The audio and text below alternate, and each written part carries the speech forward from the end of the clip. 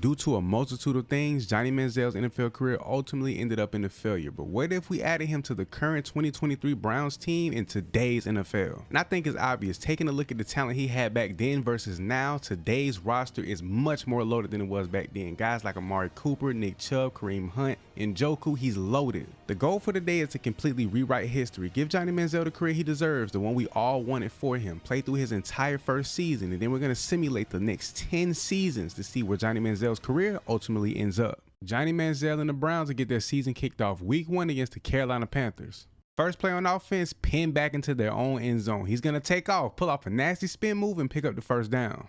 They have yet to touch the end zone halfway through the second quarter, and they're already down 7 points, but Johnny's going to pick up a big play and the first down here on this one. Third quarter action, down 10-0 here on second down, running for his life, and then he slings it across his body to the other side of the field. That's that Johnny football we know and love. They have yet to get into the end zone, 3 quarters in, pushing the 4, so Johnny's going to take off, make a big play, trying to make their way down the field, pick up the first down, but take a nasty hit. Very crucial 3rd and 10. He's going to slide his way out the pocket just a little bit, survey the field, and deliver a straight dot. Beautiful play from Manziel. We've seen plays like this in his college and NFL career. Going on the run a little bit, delivering a straight dot on one leg. Beautiful pass. A 10-point loss on the road in the first game of the season, and he went scoreless. Terrible debut. First game at the crib in the throwback units against the Jets. There's no way he goes scoreless this game. Between Johnny, his legs and ability to throw the ball, Chubb and his running ability, and all of these receivers, no way they go scoreless. Here on the play action, Johnny's going to drop back deep in the pocket. Great blocking from the offensive line up front. He's going to deliver a straight dot to put them at the front door of the end zone. And in typical Johnny football form, his first career NFL touchdown here on the read option, diving into the end zone. It's early in the season, but give this offensive line a medal. Great blocking up front. We know how important it is for young quarterbacks to be able to have time in the pocket to survey the field. No better way to secure your first passing touchdown in the league than delivering a strike to your #1 receiver, Amari Cooper.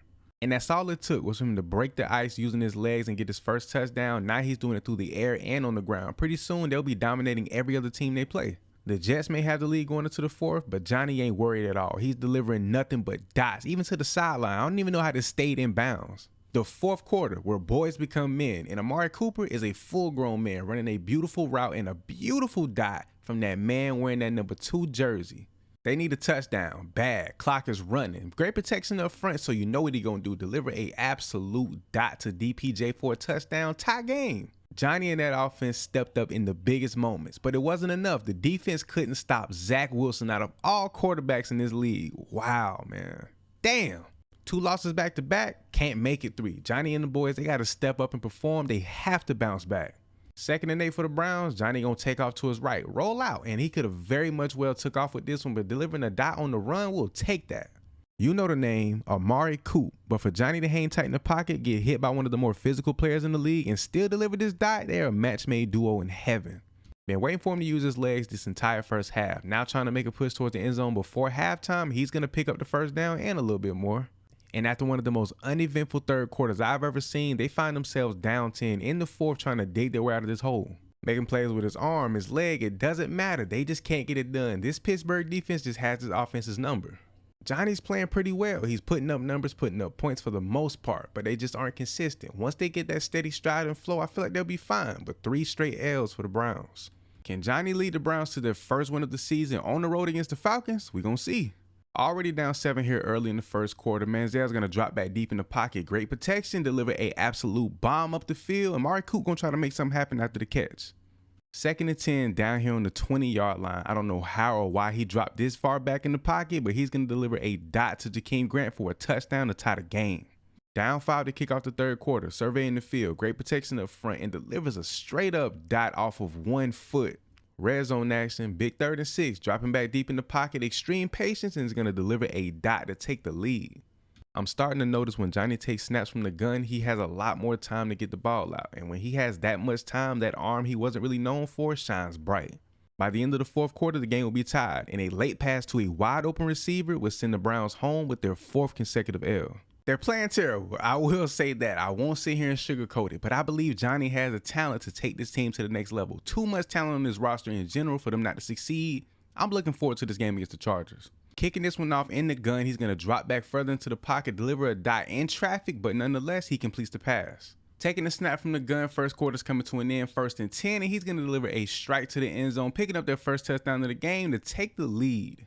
Anytime, any play, any situation, there's this much wide open real estate, he's going to use his legs and take advantage of it every single time. He dropped back so deep in the pocket, I'd be worried he don't get the ball there in time, but putting a pass in traffic like this and it's being completed without being disrupted is outrageous. I've seen this man make some crazy plays in his real life career and now, but this is outrageous. Across the body, running to his left side, throwing a dot like this. Under center, play action, and then for Chubb to take out 2 rushes with this cheap block, easy walk-in touchdown for Johnny. Even though he's been playing pretty decent this game, we can't forget this is one of the more elite secondaries, one of the more elite defenses in the league. And right here, he's going to try to deliver a dot to Amari Cooper, ends up throwing a game-sealing pick. They continue to fall short time and time again, but the atmosphere is taking a shift. I feel it. It's different. They gonna get their first dub this week. It seems to be a trend with this team to be down at least 3 or more points in the first quarter, which I don't like, but a big play to start the game is gonna always increase momentum. Now down 2 scores, he has Amari Cooper wide open, completely misses him, but he's going to use his legs, pick up the first down, but that could have very much went for a lot more, if not a touchdown. So far, it's usually one-sided. The defense balls and the offense doesn't, and then vice versa. But this week, they're on one accord. Neither side of the ball is doing their job. They should have named this man Magic Manziel because the way he took this hit, pressure in his face the whole 9, and still deliver a perfect pass for a huge play to land him in the red zone, going crazy. And after setting up the huge play, even with the fullback in the backfield, Chubb is going to take the handoff and secure their first touchdown of this game. Down 11, just over 30 seconds left here in the first half, he rolls out to his least dominant side, flicking his ball upfield for the big play. He continued to show flashes of greatness. You want to talk about going to get it when the getting needs to be got, taking off to his right, got some blocks up front, drops his shoulder, takes the hit, falls in for the touchdown. That's how you do it. A minute left in the fourth, down 4 points. A field goal won't do it. They have to get into the end zone. Johnny's going to take off, pick up big yardage, take a nasty hit, but he's doing everything he can, laying it all on the line to get this dub. The very reason why they're still in this game and able to make plays and get their way up to the field to be here on the 2-yard line is going to be the exact same reason why they secured this touchdown to take the lead late in the fourth. But if I told you that this Browns defense would allow the New England Patriots to go down with 30 seconds on the clock and secure a touchdown, you'd think I was lying. And it just seems they can't catch a break. Elite defense after elite defense, great secondary, great corners, great all around the board. They just continue to face some really tough teams. And here on 1st and 10, Johnny's going to see an opening. He's going to take advantage of it, bust it wide open. But when he gets here, he dives instead of sliding for whatever reason. Calais Campbell is a humongous human being, like 6'7", 300 pounds, something crazy like that. To take a hit from him and deliver a dot still is very impressive. Even though I feel like Johnny's decision making is decent, if he got this ball out a little earlier, he would have gave Amari Cooper a little more time to actually make something after the catch, but instead he caught this and got hit. Currently, Johnny's having great success on the ground today, but he's still trying to dial things up, keeping everybody's hands hot, and I understand that. But if he used his legs half as much as he used his arm, they'd be performing a lot better. But he's going to deliver a dot in the end zone, picking up a touchdown to tie this game up. But taking a closer look at this crazy touchdown, which should have been an interception, turned into a tip pass catch touchdown for DPJ. Fourth quarter action, and this is what I love to see. Yeah, he could have waited, been patient, dotted something up, but instead sees an opening, takes off, picks up the first get down. That's what I love to see. Live to see another play. And what did I say? Use your legs more. He continues to do that throughout the fourth quarter, and he's making big play after big play, picking up chunks and chunks of yardage, is working out for the better. This is all he has to do. And we've seen plays like this time and time again throughout his career, but on this magnitude, I don't think so. Running around crazy like a chicken with no head and delivering this pass for a touchdown, magnificent. But you've guessed it, the defense once again will let this team down. They had the lead, they stepped up, they did what they were supposed to do when it mattered the most, and they just couldn't hold on, which is crazy. They can't secure their first win. A straight up battle between the two teams. Great game, but the Ravens, they'll walk out of here at home victorious. This is magical. Slithering his way out the pocket on the run to his least dominant side, throwing it off of one leg. He's done this before this season, but every time he does do it, it's insane. A scoreless first quarter can be scary, but coming into the second, making play by play, little by little, they're going to get it done and get into that end zone eventually. Very crucial 3rd and 3. They don't want to leave out of here with this field positioning and just 3 points. So Johnny's going to take off, use his legs, and pick up the touchdown. Exactly what I wanted him to do here. And he can happily and safely hop off in the crowd and celebrate. Even though they haven't won a game yet, they still embrace their young rookie quarterback. 3rd and 2, pinned back on their own 28-yard line. He's going to take off, barely squeezed by this defender, pick up the first down, which is the most important right now in this situation. They have to get upfield. And I just don't think this team is built for the third quarter. Little to no action from them, but the defense holding on strong, and they're trying to make plays to get their way into the end zone to actually secure a dub. You want to talk about patience, being the guy, having poise, sitting back comfortably in the pocket, delivering a perfect pass to the end zone to take the lead midway through the fourth. They already have the lead, but defense went and got the ball back, and they have great field positioning, and a great passing catch is going to set them up at the front door of the end zone. And what do you know, they secured their first dub. Even though it took them, 7-8 weeks to do so, they did it at home, and that's all that matters. Johnny balled out, and as a team, they played extremely well. And for the first time this season, they can actually hit the tunnel knowing they got the dub, and hearing the roars, the cheers of that home crowd hit different. Trying to follow up the first one of the season with another one is very unlikely, but it's very, very much possible. They got the Dolphins this week. Whew, play action, rolling out to his left-hand side, throwing this one on the run. I don't even know how this receiver stayed in bounds. In a hole this big, it don't matter who's open on the field. You have to take that. He walks right up the middle, untouched, diving for the first down. Great play by Johnny. Literally a quarter later, down 3 possessions, this defense once again for another game shows zero resistance. And when things seem to be all bad for the Browns, Johnny's going to make it worse, rolling out to his left, pressuring his face. Instead of throwing his ball away, he's going to throw a pick. Even though this game has gotten completely out of hand and it's pretty much over, Johnny's going to continue to show up and deliver a nice touchdown pass to the back of the end zone. I know this Miami offense is one of, if not the most explosive offense in the league, but 38 points is terrible. And then add on the fact that they lost to the backup, Teddy Bridgewater, who by no means is garbage, but he's not Tua. He's not the number one guy. Nonetheless, they played a great game. Back on their own 11, pressuring his face, one of the most feared defensive players in the league, delivering this pass off of his back foot.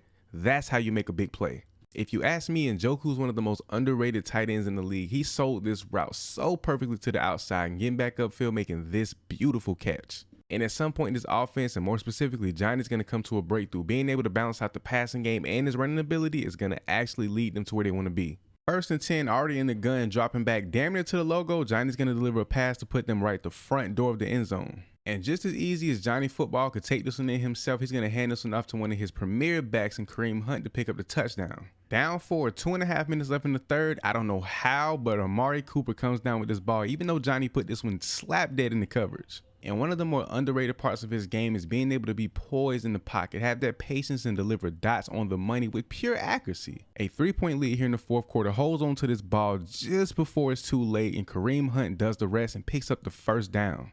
Here, he should have easily checked this one down to Kareem Hunt because everything up the field is covered, but he puts this ball in an extremely tight window, and they secure the first down on a deep 3rd and 20.